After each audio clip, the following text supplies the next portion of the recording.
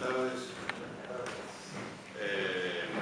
Un poco la idea, yo me organicé con creo que venimos trabajando en los seminarios que desde hace un tiempo venimos organizando dentro del Club Argentino Arturo Caureche, y un poco el planteo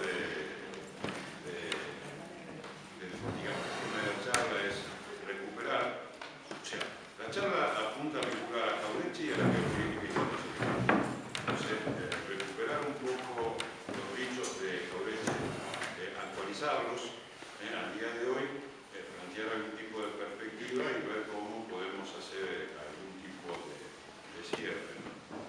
En ese sentido, la fuente original, o sea, de los textos de Caureche, es un viejo libro del año 57. El libro se llama Ejército en Política. Es un libro que mayoritariamente tiene carácter coyuntural, porque estaba escrito para meterse en el proyecto esperanzador del ejército que tenía la Revolución Libertadora. Pero dentro de eso aparecen, porque había un subtítulo dentro del libro, el subtítulo es Patria Grande, Patria Chica, donde hay algunos artículos que genera el sustento de un poco lo que nosotros hemos venido hablando alrededor de nuestra propuesta política desde tanto tiempo, ¿no? Entonces, esto, o sea, dentro de este esquema donde plantea la patria grande y la patria chica, hay algunos artículos que habían sido escritos en la revista ¿Qué? Y hay otros artículos que escribió Caureche en la época de su exilio en Montevideo, y aparentemente con algún tipo de consulta y colaboración con el compañero uruguayo Alberto Metol Ferrer, o sea que alguno de los artículos tiene alguna impronta por parte de Ferrer. O sea, Caureche plantea en nuestra historia un dilema no resuelto, una lucha casi desde los primeros días como nación entre lo que sería el paradigma de la patria grande y el paradigma de la patria chica. El paradigma de la patria grande atiende, apunta al ser de la nación, pone el acento en la grandeza de la nación para felicidad del pueblo. Y fundamentalmente sus políticas, cada vez que fueron ejecutadas, estuvieron planteadas alrededor de la defensa del patrimonio material, territorial, social y cultural de la nación.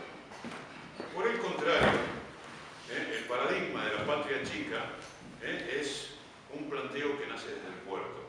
Desde el puerto, como fue concebido también en nuestros primeros tiempos como el primer escalón que nos vinculaba a la Europa. Y a partir de esta vieja concepción, su planteo fue siempre librecambista y en los primeros tiempos era pro-británico, en los tiempos actuales pro-Estados Unidos, o sea, pro-norteamericano. Y no me extrañaría que si el día de mañana hay alguna hegemonía en China, también pase a ser pro-China. En alguna medida el paradigma de la patria chica plantea una inserción subordinada al centro del mundo. O sea, nos subordinamos, aceptamos la división general del trabajo que se plantea desde el centro del mundo y desde esa inserción se prevé una transferencia de recursos hacia el imperio de turno y, como es típico también en este tipo de procesos, generando también algo de soberanía. Está centrado, o sea, nació centrado en el puerto, pero en una segunda etapa, o sea, en la segunda mitad del siglo XIX, se expandió a toda la pampa húmeda, que en alguna medida la producción de la pampa húmeda era más importante que el vínculo del puerto con el imperio, razón por la cual en determinado momento los mitristas le permitieron a Roca federalizar la ciudad de Buenos Aires. Pero el único territorio que les interesaba era la pampa húmeda, con la capacidad de producir las materias primas que necesitaba Inglaterra, y el puerto como elemento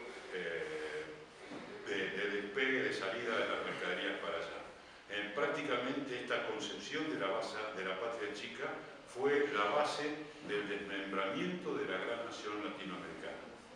O sea, porque en los distintos virreinatos fueron apareciendo puertos vinculados al imperio, con zonas productivas que le interesaban al imperio, que en algunos casos no eran productos agropecuarios, sino minerales, y prácticamente era el único territorio y la necesidad de aislarlo como para poder llevar adelante toda esta política. O sea, un proceso bastante parecido. En nuestra historia hubo una situación, si se quiere, de empate, fue una guerra civil entre la patria chica y la patria grande, desde nuestra identidad como nación, hasta un punto de inflexión. Ese punto de inflexión, Jauretche, en el libro, en los escritos, lo plantea en Casera. O sea, ¿por qué un punto de inflexión? Porque desde Caseros nace un largo proceso de gobierno de la patria chica. O sea, y ahí nace todo el proceso de nuestra organización como un apéndice del centro del mundo. Y hubo un hecho bastante importante. En ese momento se planificó, o sea, después de Casero, la adulteración de la historia para tratar de hacer perder los objetivos naturales que deberíamos tener como nación. O sea, se planificó una adulteración de la historia para generar conciencia de subordinación al imperio, en vez de generar conciencia nacional. Algo que hoy en las relaciones internacionales, a partir de los trabajos de NIE, se llama la generación del poder blando. O sea, digamos, hoy lo identificamos como poder blando. No es de ahora la existencia de este tipo de política. Hoy el poder blando pasa por los medios de comunicación masivos, porque hoy los medios de comunicación son más importantes que la escuela en lo que hace al proceso de formación. Pero desde antes existía esta alternativa del poder blando. O sea, la consolidación del fraude histórico se produjo a través de la escuela obligatoria y masiva, y que consolidó todo un proceso de dominio continental. Fue un planteo que centró, o sea, que está centrado en la historia europea. Está centrado en la historia europea y la nuestra como un apéndice de la historia europea. O sea, cualquiera de nosotros, salvo que a posteriori de nuestra instrucción hayamos dedicado a leer algún libro, como por ejemplo la historia de la nación latinoamericana, o con seguridad ignoramos los hechos contemporáneos que a nuestros sucesos históricos ocurrieron en Brasil, en Paraguay, en Chile o en Bolivia, o en cualquier otro país de Sudamérica. O sea, ignoramos la historia de nuestros hermanos sudamericanos, y sabemos la historia europea y conocemos la geografía europea porque nos fue enseñado, como enseñaba en este modelo de escuela, ¿no? Jauretche un poco termina diciendo que la historia, o sea, para sentar un poco los dichos del maestro, ¿no?, fue escrito como una propaganda.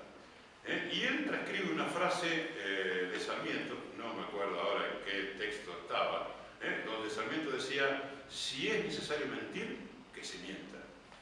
O sea, algo que después lo hizo Mitre. O sea, esa mentira fue instrumentada por Mitre y con una habilidad particular. Le dio un formato científico, o lo trata de vender como una ciencia de la historia. Y acá unas frases textuales de Jauretche, de Ejército y Política. Dice: se ha tapado por años y años el rumbo de la patria grande para que los hombres de la patria chica nos siguieran señalando el camino. Y más adelante, con mucha contundencia, dice: levantaron estatuas donde debió haber patíbulos, y patíbulos donde debieron existir estatuas. O sea, endiosamos a los traidores y tratamos como seres despreciables a los verdaderos patriotas. Y una mirada particular de esa historia. Algunos los hicieron santos, le dieron la aurora, y a otros los definieron como monstruos sangrientos. Pero prácticamente los monstruos, como los santos, perdieron toda encarnadura humana. Eran seres como de otro planeta. No eran personas, con virtudes y defectos como todos podíamos llegar a ser. La historia mitrista está centrada, paradójicamente, en lo que nosotros también consideramos nuestro más grande prohombre, que es la figura de San Martín. Pero un San Martín en el cual se presentan sus hechos bélicos y se ocultan todas las razones por las cuales San Martín llevó adelante esos hechos bélicos. Y se ocultan de un modo adrede todas las acciones políticas que San Martín llevó adelante cuando fue gobernante. O sea, le tocó gobernar tanto en Mendoza, en Cuyo, como en Perú. Y la segunda figura del centro es una figura siniestra de nuestra historia. Siniestra por los cipayos y siniestra por los mercaderes. O sea, porque está claro, después de los estudios de José María Rosa, que fue partícipe del gran entuerto del empréstito Goering, en donde 1 millón de libras esterlinas llegaron a la Argentina, no sé si llegaban a 300.000, y el resto se perdieron en distintos tipos de cometas, en distintos tipos de lugares, casi consiguió algunos de ellos en parte de Bernardino Rivadavia. Aquí en Mitre, en su paradigma lo definió como el más grande hombre civil de la historia de los argentinos. Y lo planteó y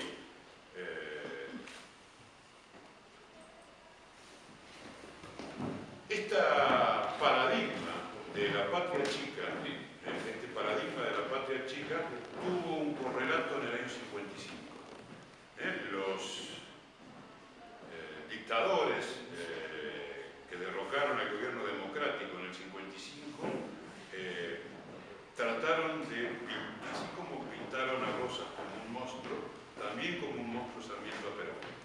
Y hablaron de la existencia de una línea Mayo-Casero, que unía a Mayo con Caseros y la Libertadura como la continuidad de esa línea Mayo-Casero.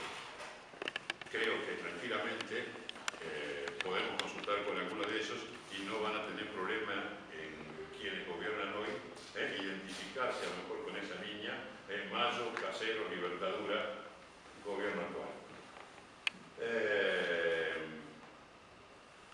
Lo primero que hicieron después de Casero fue la apertura de la economía. O sea, la economía, paradigma del libre cambio, somos uno de los pocos pueblos que, si lo compramos de un modo textual a este verso enorme de los ingleses, de que había que especializarse en determinado tipo de producción, y esa apertura a los productos industriales británicos destruyó las economías regionales. Hoy hay estudios, o sea, yo me acuerdo de uno muy claro, que es de Horacio Antesano, del potencial industrial que existía en la República Argentina allá por el año 1850. O sea, donde, para dar una idea, en Corrientes había un astillero y en Asunción del Paraguay, que está bien, era ya Paraguay, pero en alguna medida se beneficiaba por el cierre que tenía hecho Rosas, un astillero que llegó a producir algún barco con motor a vapor. Estas economías regionales se destruyeron totalmente. O sea, ¿por qué? Porque los productos ingleses venían a mucho menor precio del que lo estábamos produciendo, ¿no? En el 55 inventaron una crisis. O sea, no existía. Esto también es cabe un parangón con lo de hoy. Nosotros en diciembre no estábamos sin crisis. La crisis la provocaron los que entraron a posteriori con las medidas económicas que adoptaron.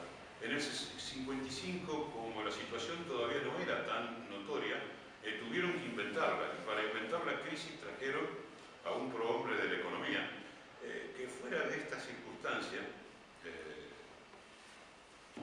conociendo el modo que pensaba, yo creo que fue un hecho de venalidad, porque hay una enorme, o sea, el mismo Jauretche demostró la enorme contradicción entre las cosas que Previs escribió en el año 50, 51 y 52 de la CEPAL con el invento de la crisis que él hace en el año 55. Bueno, hoy repiten otra vez el mismo esquema. expulsión de las fuentes laborales de las economías regionales generó una insurrección, quizás la última de las insurrecciones, la de Varela, la de Peñalosa, la de López Jordán, destruida de un modo bestial. O sea, a mí esto me duele, o sea, yo reconozco y hay mucha razón en reivindicar la mortandad que provocó la conquista del desierto en primeros habitantes de nuestras tierras.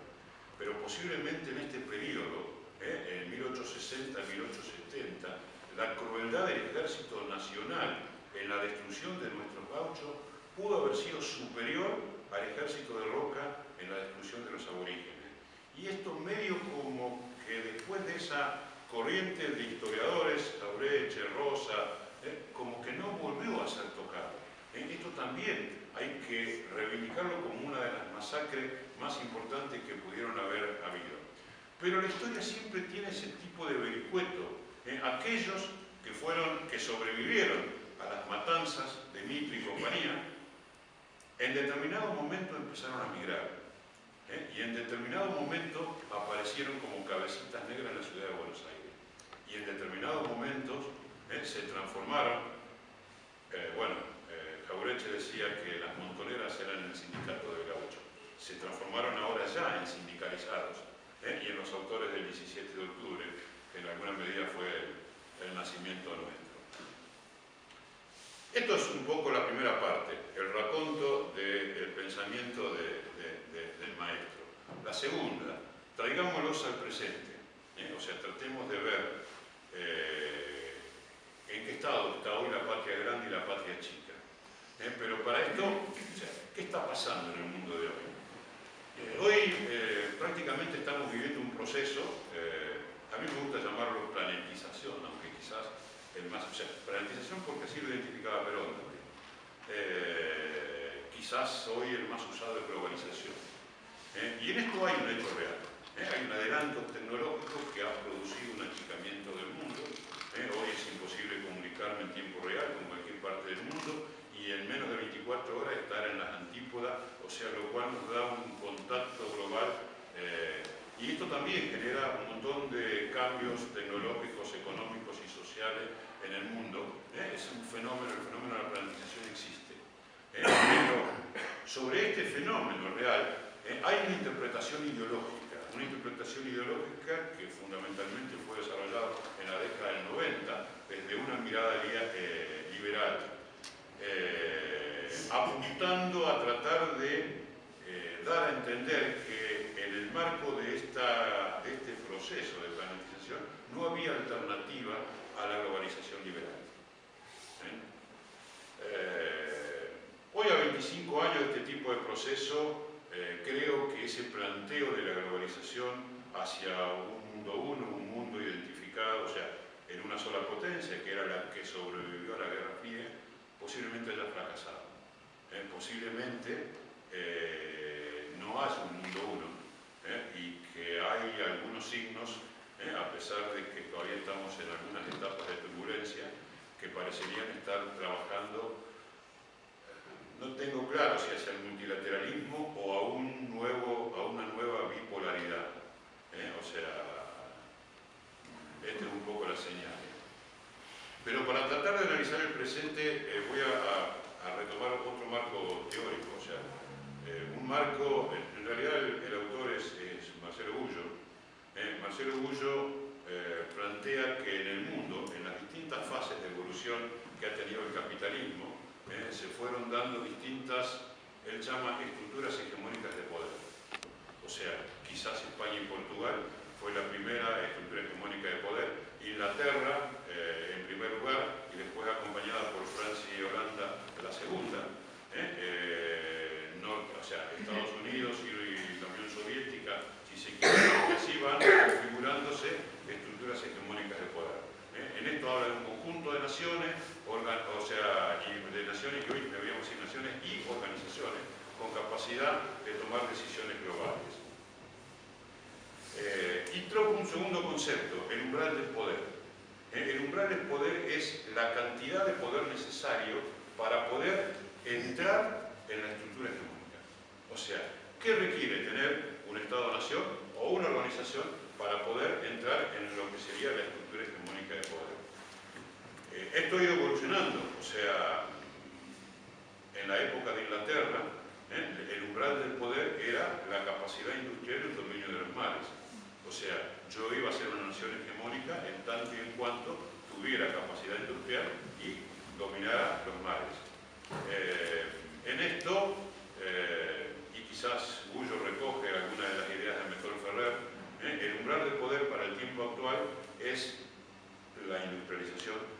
O sea, es imposible estar en una estructura hegemónica en tanto y en cuanto no desarrollemos una capacidad industrial y el Estado continental. O sea, la necesidad de ser un Estado continental, de los cuales ellos plantean en realidad, quizás Estados Unidos fue el primer Estado continental, y los norteamericanos, en época de sus primeros pasos como nación independiente, lo tuvieron muy claro. Las 14 primeras colonias que formaron los Estados Unidos, después dijeron el Estado continental requiere más, comprémosles los territorios a Francia, y lo último que llegaba para ser continental y llegar hasta el otro océano era quitarle los territorios que por herencia de España tenía México, ¿no? Y así lo hicieron. Quiere decir que, según esta teoría, la posibilidad de integrarnos en la estructura hegemónica de poder es ser un Estado continental y tener la suficiente industrialización con la tecnología correspondiente para poder ir adelante. Y esto es el basamento de la patria grande.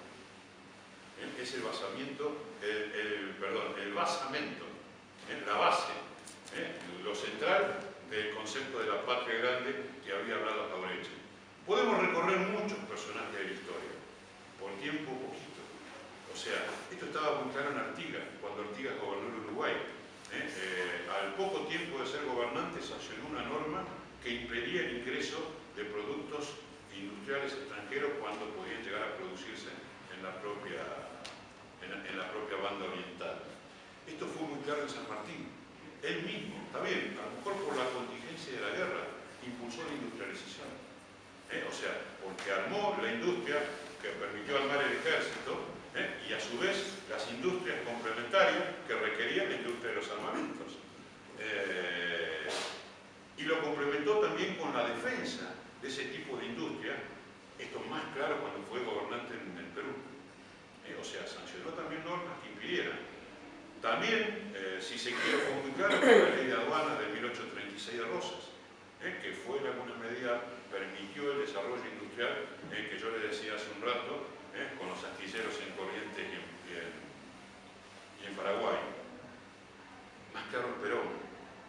O sea, si bien cuando llega Perón el proceso de industrialización había nacido, o sea, por sustitución de importaciones algún tiempo antes, o sea, este proceso Perón lo consolida a través de toda la política que se instrumenta a través del IAPI y el desarrollo industrial, el desarrollo tecnológico que se desarrolla en apoyo a este tipo de las industrias. Claro el concepto de patria grande cuando estableció el dominio absoluto del Estado argentino sobre nuestros recursos naturales y sobre la mayoría de los servicios públicos que hasta esa época eran prestados por ingresos. Claro el condicionante que significa para la patria grande los procesos de endeudamiento. Y por lo tanto fue el primero que desendeuda a la Argentina, y desendeudamiento que le permitió después declarar independencia económica. Claro la idea del Estado continental, donde intenta construir la primera unión territorial en lo que se llamó el proyecto del ABC, o sea, un intento fallido posterior de alianza con Brasil y Chile, que ABC en alguna medida son las siglas de los tres países. Claro, desde el planteo de la geopolítica, en un momento donde la definición de los territorios se hacía por elementos ideológicos. En ese sentido intentó instalar la idea, quizás fuera de tiempo, porque 10 años después fructifica en lo que se llama los no alineados, o sea, por los países del tercer mundo, ¿no?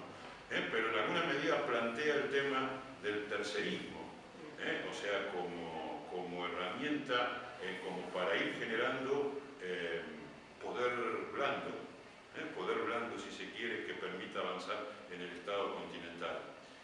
Y más concreto todavía, sabiendo que la columna vertebral de este proceso tenía que ser la clase trabajadora, generó algo inédito en el plano de las relaciones internacionales, que fueron las agregadurías laborales.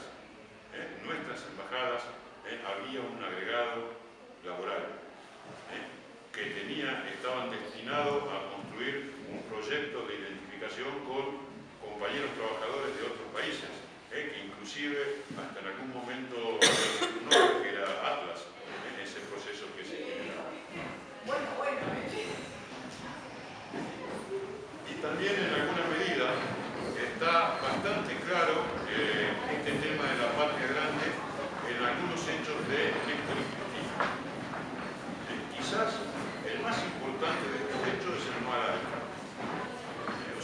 El no al ALCA fue un hecho trascendental. Si logramos evitar algunos de los contratos, de los tratados de nueva generación que andan en estos momentos bailoteando alrededor nuestro, posiblemente sea el núcleo central para tratar de desarrollarnos con algún tipo de autonomía. Claro, también el apoyo a la generación de la UNASUR como una instancia política que lamentablemente en los últimos tiempos el impacto de la crisis mundial del 2007-2008 hizo que por ahí algunos de estos pasos que habíamos avanzado un poco se estancaran. Fue claro en el tema del desendeudamiento, al igual que Perón, prácticamente se canceló la deuda que más nos condicionaba políticamente, que era la deuda con el Fondo Monetario Internacional, y se logró una importantísima crisis en el endeudamiento externo, o sea, a través de bonos, que permitió reducir la deuda externa a cifras manejables. Claro, la defensa de la democracia, o sea, cada vez que en alguno de los países que integraban la UNASUR hubo algún planteo desestabilizador, estuvimos respondiendo con mucha rapidez. Lamentablemente este escenario ha cambiado muchísimo y no la hemos podido sostener a Dilma en alguna medida en este tipo de procesos. Claro, como fue con el peronismo, con el tiempo de Perón, la necesidad del desarrollo tecnológico autónomo. O sea, con Perón se instrumentó, posiblemente no tanto a través de la generación de centros de investigación, pero sí sobre todo trayendo tecnologías a través del IAP. En este momento, o sea, en el gobierno anterior, fue todo lo que tiene que ver con la política satelital, la política de cohetes, la generación de radares, o sea, son desarrollos tecnológicos y un montón de otros proyectos de investigación que estaban trabajándose. Y claro, en el impulso a la sustitución de exportaciones, también procurando una industrialización más sólida de la que veníamos trayendo. La patria chica también, a medida fue generando elementos, y cada vez que aparecen son muy claros en lo que es, o sea, es clara la sumisión al capital extranjero. Cada vez que ellos gobernaron, y hoy estamos otra vez sometiéndonos a las dirigencias del capital extranjero. También es claro en la patria chica la reprimarización económica y la especialización agropecuaria. Una vez más, el proceso de devaluación tiene que ver con algunos de estos planteos que hace Belón. Una vez más está el proceso del endeudamiento.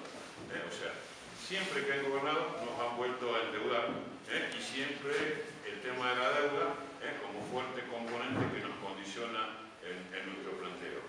Claro, el tema del desempleo, porque ellos siempre plantean la competitividad a partir de los salarios bajos. Este modelo cierra únicamente con salarios bajos.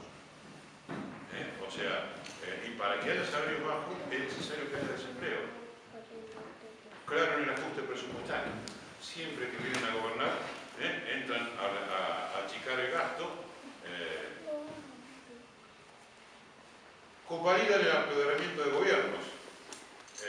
O sea, fue un proceso, sí, el proceso es legal. Lo que sí no deja de ser el proceso de destitución de Dilma, ¿no? Es legal. O sea, debemos reconocer que en última instancia se había deteriorado bastante su imagen, pero los procesos o la democracia en alguna medida se caracteriza para que los procesos se cumplan. O sea, digamos, los mandatos en alguna medida se cumplen. No hubo, salvo 4 o 5 declaraciones, y no como bloque, sino en modo aislado, planteos que trataran de detener este peligroso proceso.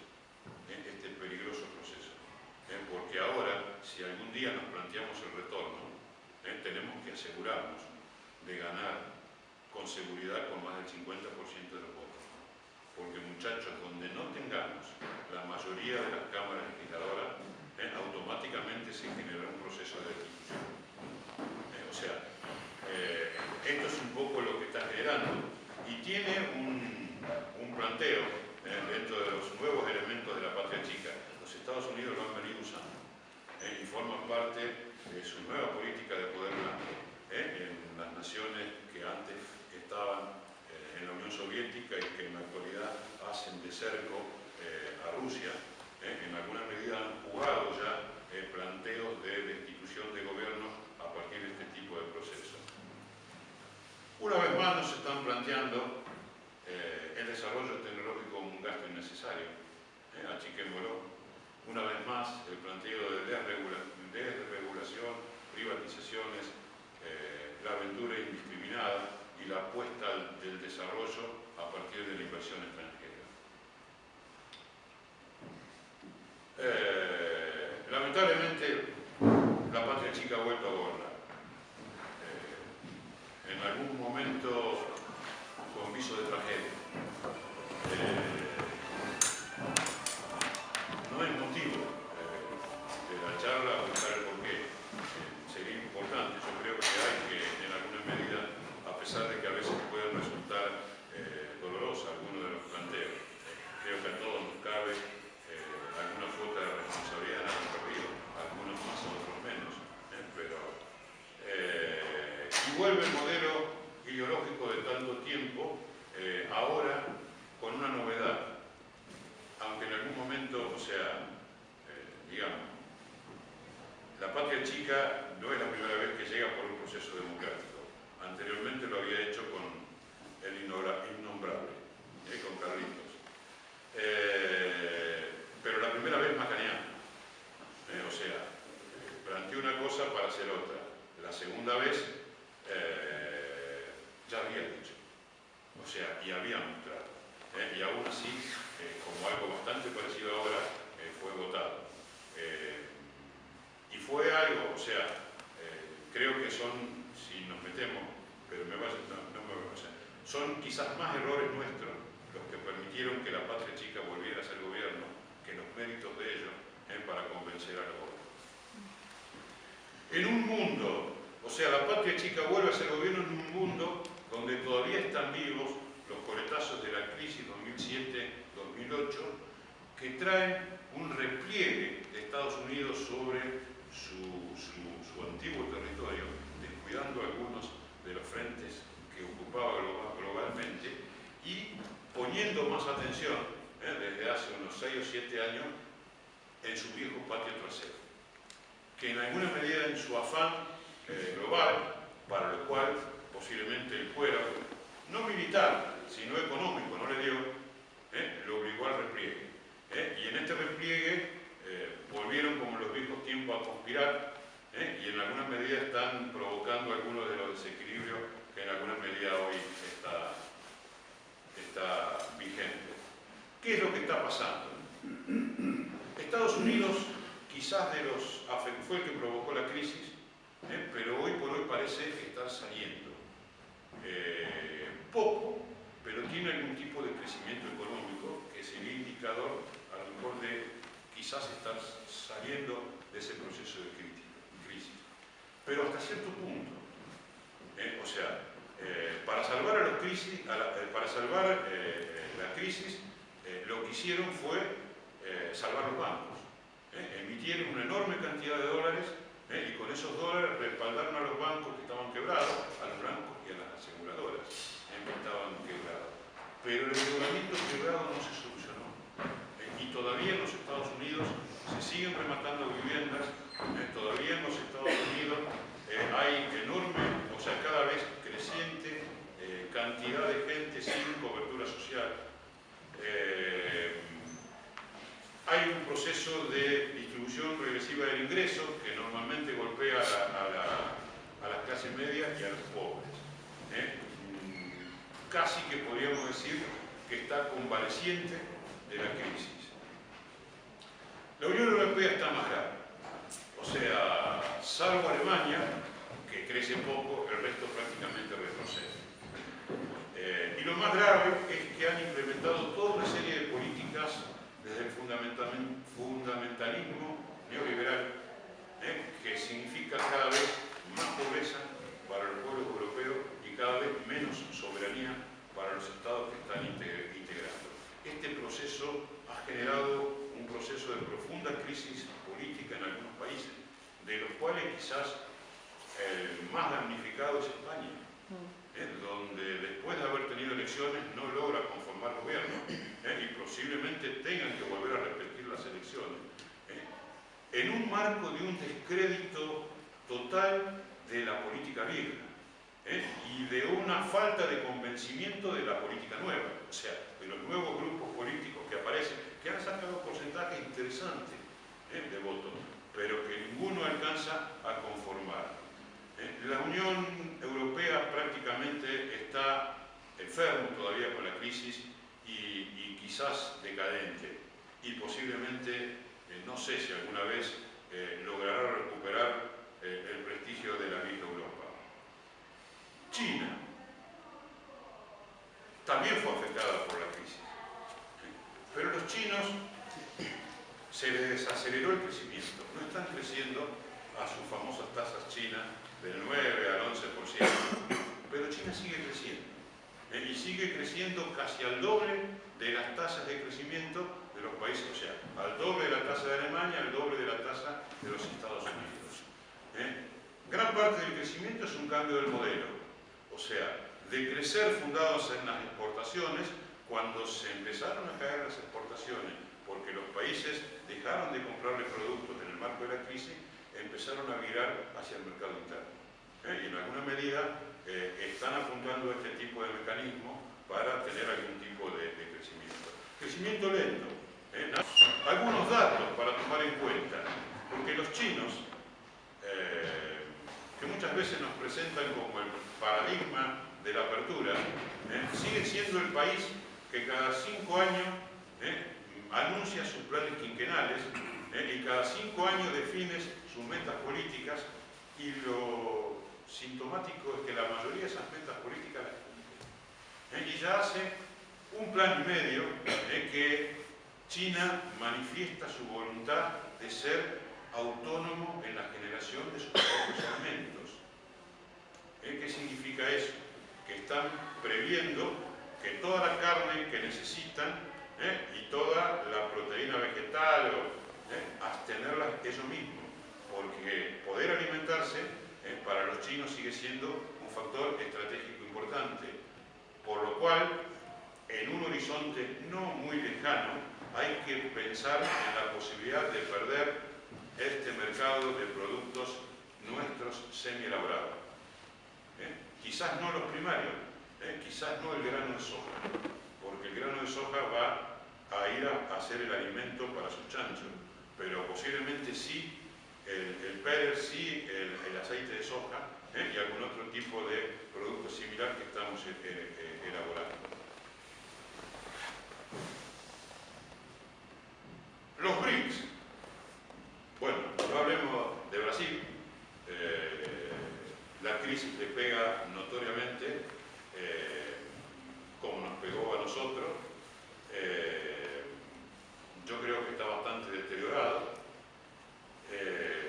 En general le pega a casi todos, pero, o sea, Rusia está muy golpeada, Sobre todo cuando, bueno, ahora empezaba a subir un poco, cuando en una serie de maniobras políticas bajaron el precio del barril de petróleo de 110, 120 dólares a 25, 30 dólares el barril.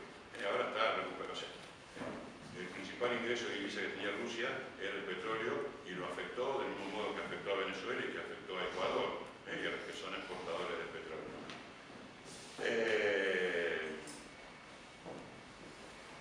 Pero ¿cuál es el hecho? O sea, más allá del hecho de la crisis, Rusia manifiesta voluntad de estar, de ser un actor, y reúne las condiciones. Todavía tiene una industria, quizás un poco venida menos, porque la industria que hereda de la Unión Soviética, pero todavía tiene una industria y manifiesta voluntad de ser actor. La manifestación más clara de esa voluntad es su participación en la guerra en el cercano Oriente, ¿no? Este es un poco el panorama del mundo, y Estados Unidos en repliegue. O sea, en alguna medida en ese repliegue daría la impresión como que hay contradicciones internas, ¿no? Pero parecería como que ha agotado su papel de gendarme, aunque, o sea, las contradicciones internas y la capacidad económica indican que no pueden sostener 2 o 3 guerras a la vez. Esto es un poco la razón del repliegue. Más allá de que la doctrina de la seguridad internacional de ellos sigue estando vigente y se reservan el derecho a intervenir en cualquier lugar del mundo y tiene la capacidad militar bélica para hacerlo. En su gasto militar es superior a la suma del gasto militar de los 10 países que le siguen. O sea, quiere decir que debería estar como 10 años Estados Unidos sin fabricar armas y seguir al ritmo actual los que lo siguen para poder entender la posibilidad de un equilibrio estratégico. O sea, en lo militar es imposible. Sigue siendo la mayor economía mundial, aunque China mayoritariamente se le acerca y no tan lejos también está Japón. Generó un papel blando imbatible. O sea, la televisión, los medios, o sea, las redes sociales, los medios de comunicación masiva van instalando un montón de sonceras. O sea, sonceras me refiero como verdades irrefutables y asumidas por muchos sectores en muchos de los países.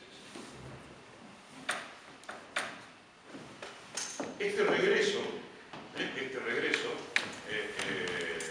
dio lugar, o sea, en los últimos, posiblemente del 2010 para acá, a retomar la actividad conspiradora que históricamente ha traído las distintas embajadas. No me acuerdo quién era el que decía que el único lugar donde no hubo golpe de Estado es Estados Unidos porque no tiene embajada de Estados Unidos. O sea, esta actividad que en algún momento se había descuidado, en alguna medida lo ha recuperado. Los medios de comunicación masiva, las redes sociales, la televisión es el principal instrumento, pero ha agregado 2 elementos adicionales. O sea, si uno empieza a ver, el Poder Judicial se ha empezado a comportar en contra de los gobiernos populares en casi todos los países de Latinoamérica. O sea, y esto no es, cuando estos hechos empiezan a sucederse en la misma sintonía en varios países, no es una casualidad. Detrás hay algún titiritero que está moviendo algún tipo de resorte. Lo que a mí me preocupa es el hecho reciente de Brasil que implica una degradación de la democracia. O sea, formas sofisticadas de destituir un posible gobierno. Esto es un poco la mirada de la realidad, o sea, el presente, las perspectivas. En la necesidad de las perspectivas planteo tocar 4 elementos. El primero, descubrir que en las relaciones internacionales no juegan solamente los Estados-naciones. Hoy hay otros actores. A pesar de que la doctrina de las relaciones internacionales hasta la década del 70 decía que los únicos actores eran los Estados nacionales. Hoy descubrimos, y algunos de estos otros actores más importantes. La segunda, la existencia de contradicciones dentro del capital financiero. Contradicciones que fueron las que generaron la crisis de Estados Unidos en el 2007-2008. Y la tercera, un hecho importante, la aparición de un papa latinoamericano, que empieza, o sea, latinoamericano, argentino, y que no se escuche mucho, yo diría que peronista, o sea, que en alguna medida se alza como una voz. Dice, bueno, ¿pero qué era? O sea, no, en el concepto de las relaciones internacionales, la voz, el respaldo de un determinado accionar suele ser elementos fundamentales en este tipo de planteo. En base a eso, plantear algún tipo de escenarios. Los nuevos actores. Bueno, no es de ahora, tienen 100 años de vida, pero hoy las ET, las empresas transnacionales, son un sujeto que juega en la gran política, en la verdadera política, que es la política internacional, como decía Perón. Pero no son los únicos nuevos actores, aunque quizás sean los más importantes. También en este contexto hay algún tipo de esas organizaciones que se llaman ONG, o organizaciones civiles. O sea, algunas de estas de carácter transnacional, como las corporaciones, o sea, nacen en un país pero operan en todo el mundo y operan en escala internacional, nacieron en la campaña fuerte que hubo contra los Estados nacionales en la década del 80. Nacen con una finalidad parecida a los Estados-nación, o sea, apuntando al bien común, con algunas características de especialización en algún tipo de proceso, pero empiezan a canalizar de un tiempo a esta parte importantes cantidades de fondos, fondos que muchas veces no sabemos bien cuáles son los orígenes, y en algunas circunstancias internacionales aparecen misteriosamente jugando en contra de algún tipo de empresa que aparentemente está haciendo bulla en algún otro tipo de competencia en el orden internacional. Obstaculizan un proceso y tienen capacidad para coaccionar gobiernos por su tamaño. La segunda no tenía un nombre particular, las llamé organizaciones ilegales, porque en los países donde operan están reconocidas como ilegales, porque se ocupan de cosas que no están dentro de la ley. En general, la mayoría de los traficantes, narcos, armas, órganos, personas, también se transnacionalizan. También se transnacionalizan las guerrillas y operan a escala global. Y también se transnacionaliza el producido de la corrupción, que no es un fenómeno argentino, es un fenómeno global. Y la operación de enormes masas de dinero que generan los traficantes, las nuevas organizaciones transnacionales guerrilleras y los hechos de la corrupción supone una importante gestión de lavado de dinero. Gestión de lavado de dinero que mayoritariamente son realizados por señores, los más grandes bancos. O sea, para poder lavar necesitas un órgano legal. Ese órgano legal son los bancos internacionales. Estas organizaciones ilegales están en fuerte expansión. Han generado expertos en blanqueo y en transferencia de fondos. Y operan financiando candidaturas, y ustedes saben que cada vez que financian una candidatura después viene el apriete. Me prometiste tal cosa, por eso yo puse, cumplíme. Si no, pregunten a Menem, lamentablemente por el hijo. Este es un poco el modo operando, y son elementos que en el contexto de las relaciones internacionales hay que tomar en cuenta. En algunos casos se han acorralado al Estado oficial y han generado un Estado narco con la generación de hechos de violencia inaudita. Y en los últimos tiempos, si bien también del 46, del 45, nacimiento de Naciones Unidas, a la época, existió una burocracia internacional, esta burocracia internacional se ha amplificado por 1000. Hay montones de organismos nuevos y viejos de las Naciones Unidas con sus burócratas que operan y que desde la técnica tratan de solucionar y evitar los conflictos y en muchos casos actúan condicionando a los gobiernos. En algún caso en el marco de Naciones Unidas, en otro caso, y acá la mayoría de las veces son declaraciones que a posteriori dan lugar al hecho de la coacción, al apriete. ¿Quiénes son algunos de estos sujetos? Los más clásicos que conocemos: el Fondo Monetario Internacional, el Banco Mundial, la OMC, que se ha transformado en un importante mecanismo de apertura del libre cambio en casi todos los países, la OTAN, y como la OTAN a veces no sirve porque alguno por ahí se retoba cuando hay algún interés que lo toca, el propio ejército norteamericano, buscando 2 o 3 aliados, actúa como gendarme en cualquier lugar del mundo.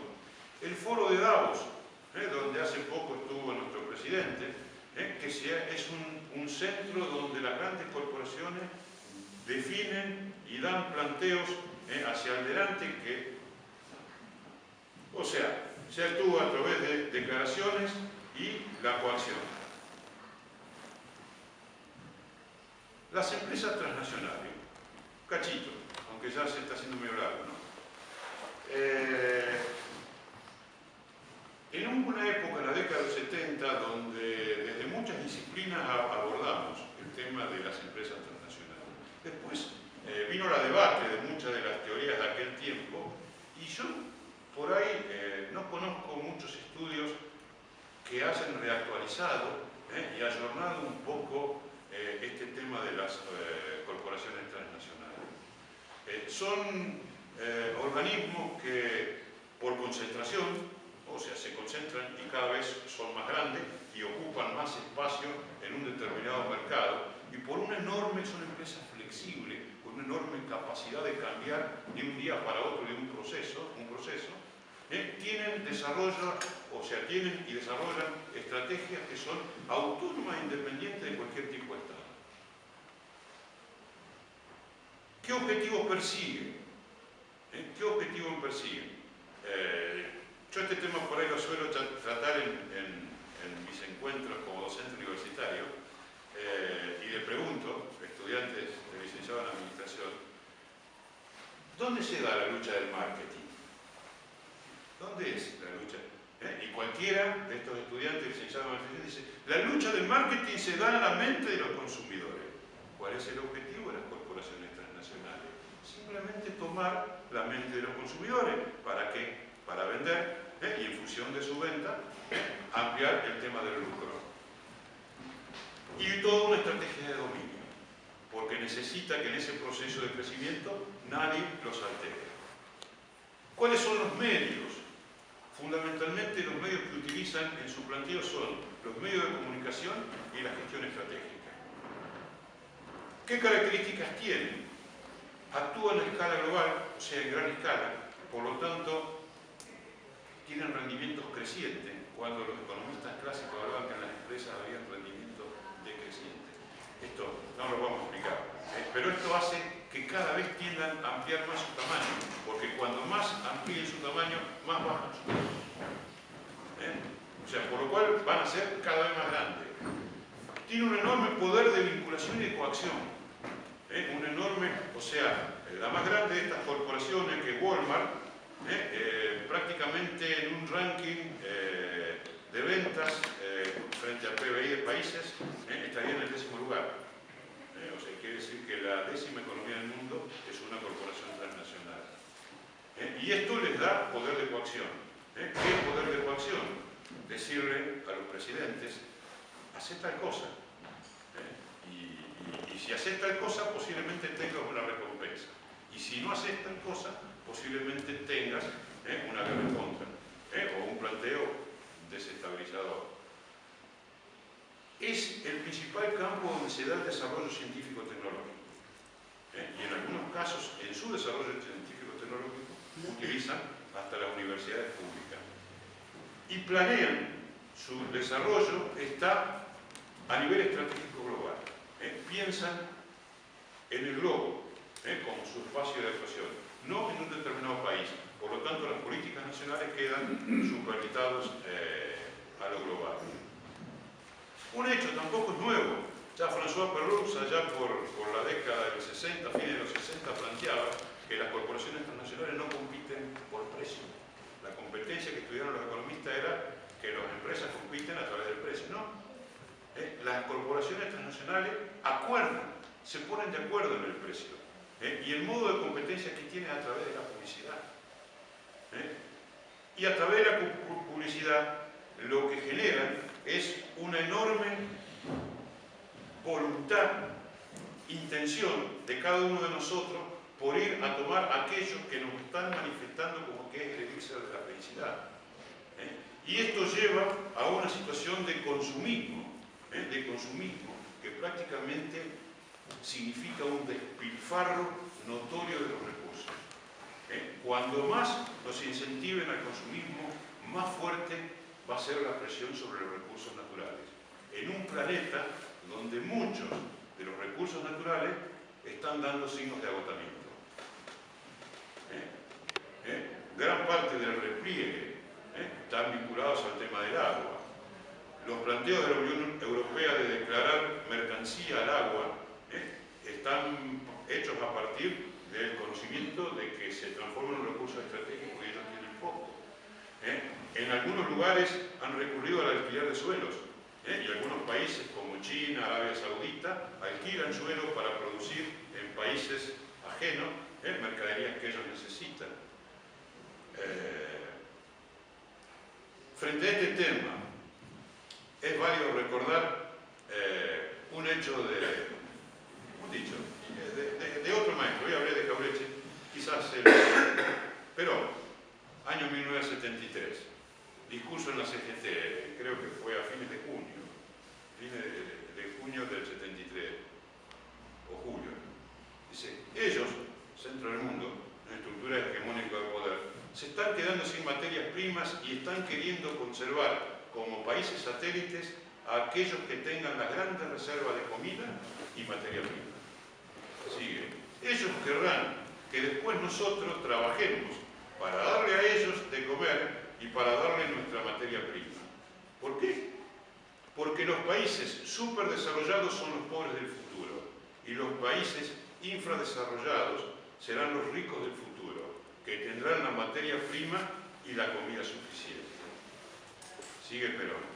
Esa es nuestra esperanza, pero también es nuestro peligro, porque la historia prueba que cuando los grandes y los fuertes han necesitado ambas cosas, comida y materia prima, salieron a buscarla donde estén, por las buenas o por las malas, con su capacidad profética, por ahí anticipando algún tipo de escenario. Contradicciones del capital financiero.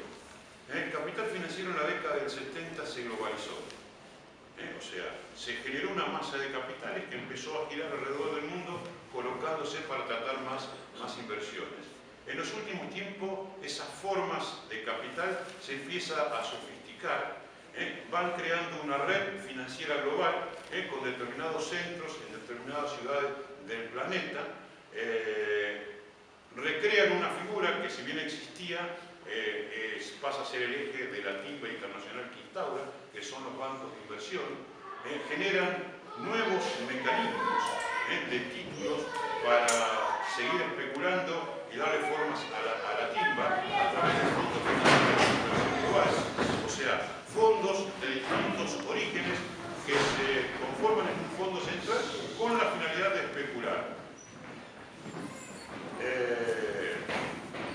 En el marco de este capital financiero, en el año, subyacen dos proyectos. Un proyecto, el proyecto de los principales bancos que buscan imponer una lógica transnacional, apuntando a avanzar hacia un Estado global. Y algunas instituciones más vinculadas al republicanismo norteamericano, que buscan En el marco de este contexto, conservar la supremacía norteamericana. Por todos los medios quieren que Norteamérica sea el primer elemento. Quienes buscan imponer la lógica transnacional operan buscando la máxima liberalización a través de la OMC, tratando de instalar un gobierno global, que primero fueron las G7, como no era suficiente decidieron incorporar a Rusia, hicieron el G8, y después vieron que había algunos otros países, hicieron el G20, no les fue bien de todo el G20, aparecieron algunos personajes, entre ellos nuestra anterior presidenta, que les hicieron un poco de ruido en algunos de sus planteos. Tienen fuerzas globales cuando sirve la OTAN o si no directamente el ejército norteamericano, que en alguna medida actúa, y están trabajando en la implantación de una especie de democracia global, pero que es una democracia fundamentalmente de naturaleza, si se quiere, virtual, ficticia, donde se oriente el voto más que todo por estímulos como si fuera un producto del marketing de las grandes corporaciones. Esa democracia global apunta a que haya mayorías desorganizadas y desunidas, individuos, no grupos ni pueblos. Que la participación sea como cibernautas dentro de esta maquinita y trabajando a escala global. Generaron una serie de términos y lamentablemente a veces se lo he escuchado a algún compañero gobernador y a veces hasta algún compañero presidente. O sea, hoy se habla de pueblo, de gente en lugar de ciudadano. Y dejemos de lado pueblo porque ya hace de los 80 que muchos dirigentes se olvidaron del tema del pueblo.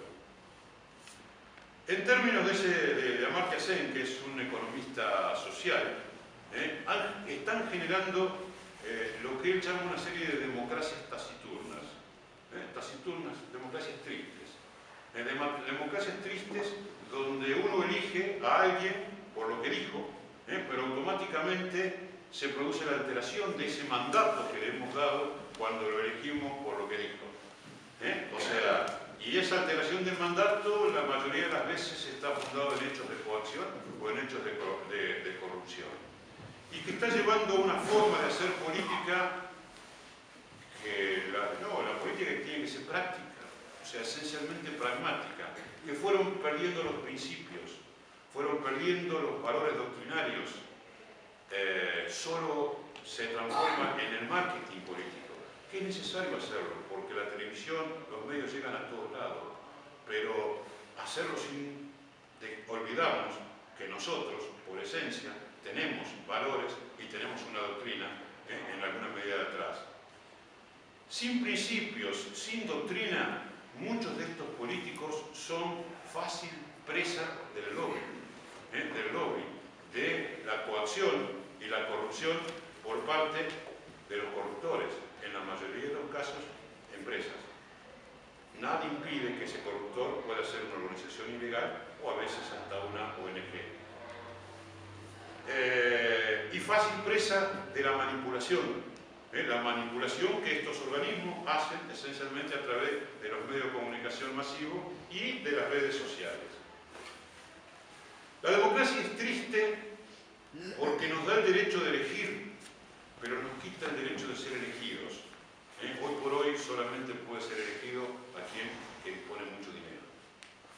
Y esto es un dato concreto de nuestro sistema democrático. Y esto también genera toda una actividad para generar recursos para la política, actividad que a veces nos va armando la trampa para a veces no poder cumplir algunas de las cosas para las cuales nos plantearon. El último de los hechos de las democracias taciturnas, esto no lo dice Amartya Sen, pero yo lo metí dentro del dicho de Amartya Sen, es la ruptura de los procesos democráticos por formalidades. O sea, como ocurrió en Ucrania en su momento, como ocurrió, no me acuerdo en cuáles, si en Lituania, Estonia o Letonia hubo un proceso similar, o como ha ocurrido ahora en Brasil, o como intentaron hacer con Evo Morales en Bolivia, que ese por suerte lo abortamos, o como hicieron con Lugo en Paraguay. Dato nuevo también. En los últimos tiempos, normalmente las corporaciones en sus planteos se manejaban a través través de políticos, políticos que en alguna medida eran presas del lobo y la manipulación. Como parece ser que en la aparición de algunos gobiernos suramericanos los políticos no les ha servido, en los últimos años que están generando candidatos de su propia tropa. Nuestro presidente actual no es un político de carrera, es un empresario que por circunstancias determinadas se dedicó a la política, pero viene a hacer política en función de sus intereses como empresario. Y se trajo todo un grupo de empresarios que vienen con la misma finalidad. O sea que cuando los números le dan, la democracia taciturna avanza también hacia una autoridad corporativa. Están planteando un modo diferente de corrupción. Posiblemente en el corrupto, la corrupción es pagarle por permitir hacer algo que no se debía hacer. Esto acá no va, y posiblemente no lo encontremos en este tipo de circunstancias. Y posiblemente las licitaciones de obra a lo mejor sean transparentes, porque el interés de su política es el lucro de la empresa, de las cuales ellos todavía son accionistas. Y que hoy por hoy todavía no hemos avanzado en las denuncias, pero ya tendríamos que estar haciendo las denuncias contra Aranguren por la compra de gas a Shell, de la cual sigue siendo quizás el principal accionista en la Argentina. Estos son elementos importantes también a tomar en cuenta, sobre todo cuando se generan diálogos. Escenarios. Muy largo. Impecable. Yo traigo 4 escenarios. Los escenarios, estos 4 escenarios fueron definidos. Hay un estudio del INTA, creo que del año 2011, que está hecho por la parte de prospectiva del INTA, y ellos, esa época, definieron la posibilidad de 4 escenarios. Uno lo llamaron el trompo arriba de la carecita. O sea, viste, en la prospectiva se buscan estos nombres raros para decir, el trompo arriba de la carecita significa que no se salía de la crisis del 2007 y 2008. No había solución. Con lo cual el mundo entraba en una situación cada vez más de conflicto. El segundo de los escenarios lo plantearon en Maiguay, o el escenario granero o el escenario góndola. O sea, sería la salida de la crisis con más corporaciones transnacionales, con más norteamericanos. El tercero del escenario lo llamaron Argentina. Se sale de la crisis, pero con la supremacía china. El cuarto escenario lo llamaron la diagonal virtuosa. La diagonal virtuosa significaba el advenimiento del multilateralismo, dentro del cual se contemplaba que la UNASUR, en la figura de Brasil, que hoy por hoy es la principal economía, pudiéramos sentarnos en el concierto de la futura estructura hegemónica de poder con voz y voto. Han hecho una actualización al año pasado, o sea, al principio del año pasado también ya está publicado, tiene publicado. De esto dijeron, el escenario del trompo arriba de la cabecita, la crisis que no se soluciona está trunco. Hay datos, hay signos de que ha quedado trunco, que se está saliendo con lentitud, con los tipos de problemas de la crisis. Y en la diagonal virtuosa, el que más nos gustaba a nosotros, quizás, está hoy algo desdibujado, no ha perdido, porque la tendencia hacia el multilateralismo no se ha perdido. Todavía hay, sobre todo a veces por actitud, porque India sigue estando fuerte, casi como China, Rusia está muy afectada, pero tiene voluntad. Quizás lo más preocupante es lo nuestro.